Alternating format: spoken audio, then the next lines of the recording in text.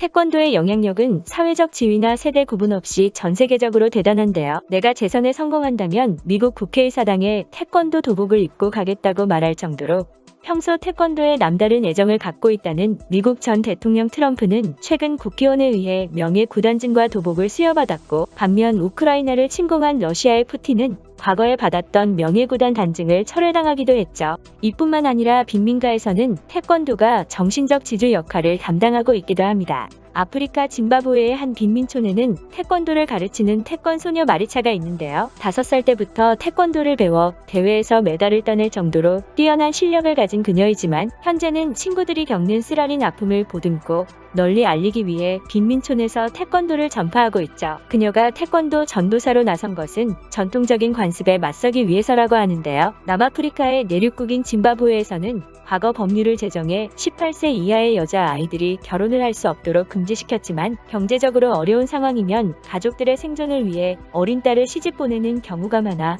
10살 정도의 소녀들이 강제로 결혼하는 일이 벌어지고 있기 때문입니다. 친구들이 강제 결혼으로 인해 하나둘씩 학교를 떠나는 것을 보며 마음 아파하던 마리차는 태권도를 가르치면서 아이들에게 강제 결혼의 위험성에 대한 교육을 하게 된 것이죠. 태권도 수업 시간이 되면 그녀의 집 앞에는 수많은 사람들이 모여든다고 하는데요. 수강생들 중에는 마리차와 함께하는 이들도 있는데, 다름 아닌 어린 나이에 결혼을 하게 된 소녀들입니다. 그들은 태권도 수업이 끝나면 차례로 모여 자신의 암담한 생활과 경험담을 털어놓으며 자신과 같은 피해자가 발생하는 것을 막기 위해 노력하고 있죠. 한편 미군들 역시도 태권도는 최고의 호신술이라며 호의적인 반응을 보이고 있는데요. 우리나라에 주둔하고 있는 미국 장병들이 태권도를 배운 것은 1960년대부터였습니다. 미 사단 장병들이 체력 훈련의 일환으로 매주 태권도를 수련하자 주한미군 사령부에서는 이하의 모든 지상군 부대에 대해 태권도 훈련을 실시하는 방안을 검토하기도 했죠. 1970년대 중반에 주한미군으로 복무했던 버너드 캐릭 전 뉴욕시 경찰청장은 주한미군으로 복무할 때 태권도를 통해 오늘의 자아를 정립했다고 밝히기도 했는데요.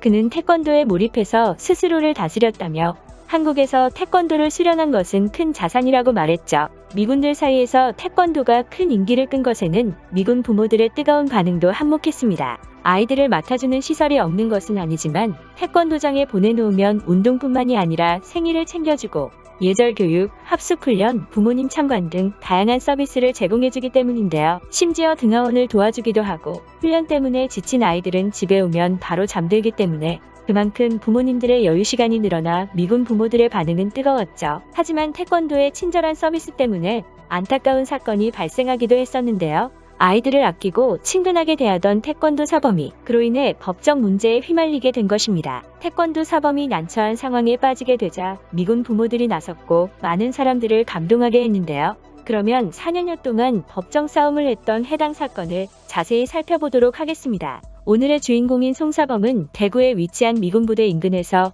2000년대 초반부터 미군 자녀들을 상대로 태권도를 가르쳐왔는데요. 항상 아이들을 진심으로 대하고 언제나 친절했던 그는 미군 가족들과 함께 여행까지 다닐 정도로 미군 부모들 사이에서 존경과 인정을 받고 있었죠. 하지만 2012년 미군의 자녀로 그에게 태권도를 배우던 여자아이 2명이 송사범이 자신에게 입을 맞추고 엉덩이를 만졌다고 부모에게 말하면서 사건이 시작되었습니다. 여자아이들의 부모는 즉시 미군에 이를 신고했고 대구 사령부와 대구 경찰이 조사에 나섰죠. 송사범은 구속수사 여부를 결정하는 구속영장실질심사에서 자신의 행동에 대해 주한미군 자녀의 태권도 사범은 단순한 학원 선생님이 아닌 보모나 부모 역할을 겸한다고 말하며, 한국에 파병된 주한미군의 경우 편부편무인 가정이 많다. 자신이 부대에서 일하는 동안 육아 목적으로 태권도장에 등록한다. 그들은 저를 단순히 태권도 사범이 아닌 미국 문화의 보모나 제2의 부모 친구로 생각하며 지내왔다고 진술했고, 다행스럽게도 구속수사는 면하게 되었는데요. 하지만 이후 기약 없는 긴 재판이 시작되었습니다. 2014년에는 미군이 그의 태권도장을 접근 제한 구역으로 설정하기도 했는데요. 미군의 공식 발표의 송씨에 대한 소문은 미군 부모들 사이에서 일파만파로 퍼져나갔지만 평소 성실하고 친절했던 송씨를 기억하고 지지하는 미군 부모들이 많아 그의 태권도장은 문을 닫는 최악의 상황은 피할 수 있었습니다. 미군 부모들은 송씨의 태권도장에 출입을 금지한다는 미군의 공지글에 송사범을 옹호하는 댓글을 남기기도 했는데요. 5년간 그를 알아왔는데 그는 본인의 길에서 절대 벗어나는 사람이 아니다. 수사가 한쪽 이야기만 듣지 말고 공정하게 진행되기 바란다.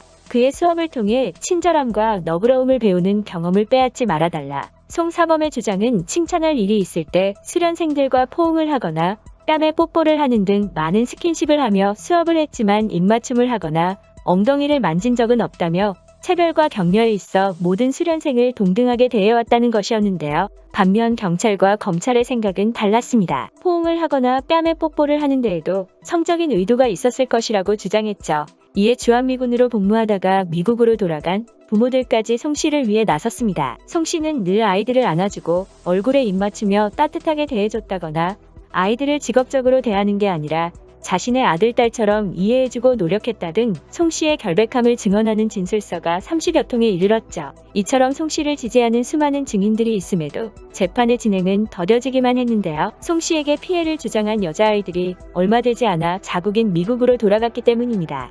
검찰이 여자아이들을 증인으로 부르려고 했지만 미국에 있는 그들은 이를 거절했죠. 하는 수 없이 여자아이들이 미국으로 가기 전 남긴 진술과 함께 도장을 다닌 목격자들의 증언만으로 재판이 진행되었는데요. 재판 과정에도 심각한 문제가 있었습니다. 목격자들이 미군 부모와 그 자녀들인 만큼 통역이 필요했는데 통역을 맡은 사람이 전문 통역인이 아닌 미군 부대 앞에 부동산 중개인이었던 것인데요. 부동산 중개인은 피해 여자아이가 진술한 내용 중 모르는 단어를 검색해 본 뒤 통역하거나 여자아이가 말하지도 않은 내용을 덧붙여 전달해 송 사범에게 불리하게 재판이 진행되었습니다. 태권도가 지루해지기 시작했고 처음 배울 때만큼 즐겁지 않았다는 말이 태권도가 조금 싫어지기도 했는데 더군다나 이런 일까지 일어났으니 이제 그만두고 싶었다로 번역되어졌죠. 하지만 피해 여자아이들과 함께 도장을 다닌 목격자의 결정적인 증언이 나오면서 상황은 반전되었습니다. 피해자인 여자아이가 목격자라고 지목했던 또 다른 주한미군의 자녀가 법정에 나와 피해자인 여자아이가 나에게 보지 않은 것을 봤다고 거짓말해 달라고 했다.